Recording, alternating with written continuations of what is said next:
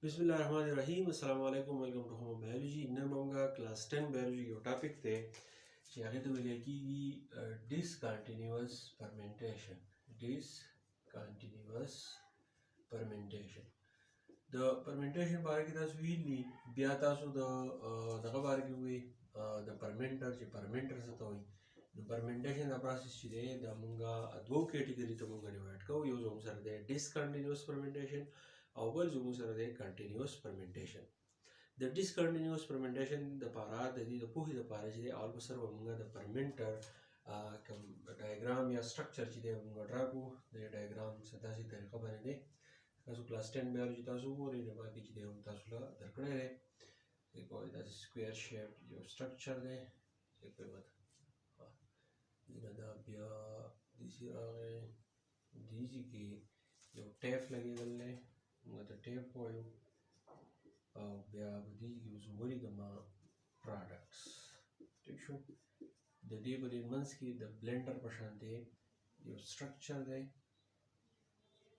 داسې یو سټرکچر دی د مکس کولو لپاره چې دی دا استعمالیږي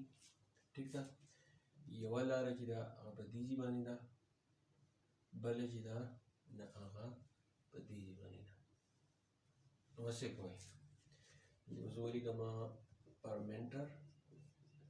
دا به زموږ سره شي مایکرو ارګانیزم او په دې کې به زه ولیکمه نیوټرنس یا به زه ولیکمه را میټیریلز او دا به زموږ سره شي پیډل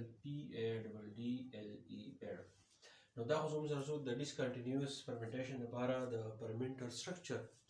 fermentation باره کې موږ دا ویلي چې دا موږ ډېر قسمه پروډکټس چې دی موږ راکوي میډیسنز دي که هغه ویکسین دي که هغه هارمون دي که هغه سیلولوز دي لایپیز وغیره دا ټول څیزونه لیکټیک اسید دا ټول څیزونه چې دی دا پروډکټس چې دی موږ راکوي بیا د fermentation د پروسس چې دی موږ دوه کیټګوري ته ډیوایډ کوو یو زموږ سره discontinuous fermentation دی بل زموږ سره continuous fermentation دی د discontinuous fermentation لپاره به موږ fermenter ماشین والو په هغې به موږ داسې وکړو چې په دې کې زموږ سره دوه لارې دا یو وی چې نو دا زموږ سره یي د نیوټرنس او د را میټیریل لپاره بس موږ یو څیز جوړو یو پروډکټس موږ جوړو د هغې لپاره به خامخا د ریاکټنس ضرورت به زموږ سره یي نو هغه ریاکټنس یا نیوټرن یا را میټیریل چې دی نو هغه به په دې یوه لاره باندې موږ د فرمنټر ته چې دی موږ ایډ کړو د فرمنټیشن باره کې موږ دا ویلي چې کله موږ یو څیز جوړو نو هغه به موږ د مایکرو ارګانیزم په مدد سره چې دی موږ جوړو نو په دې بله لاره باندې بدل دی موږ دې ته مایکرو ارګانیزم چې دی دا به موږ ایډ کړو ټیک شو بیا د هغې نه علاوه دا کوم پیډل چې دی دا به د مایکرو ارګانیزم او دا کوم نیوټرنس چې دی دا به د یو بل سره چې دی بالکل مکس کړي دا چې کله مکس کوي نو په دې دوران کې به موږ دې ته چې دی نیوټرنس چې دی دا به ته موږ نه ایډ کوو مایکرو ارګانیزم چې دی دا به موږ نه ریموو کوو یو پیر چې کله تاسو دا پروسس کله سټارټ کوئ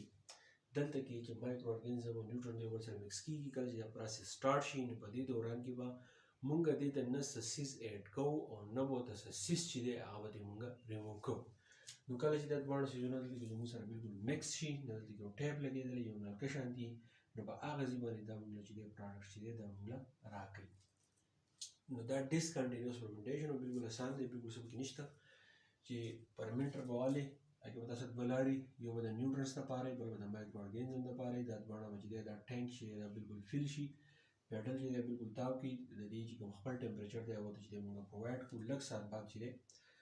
د دې خپل ټایم ریکوایر ټایمینګ د هغې نه بعد چې دی زموږ چې کوم پروډکټس چې موږ له پکار دي ویش پروډکټ هغه چې دی هغه موږ راکړي نو دې نه بعد چې دی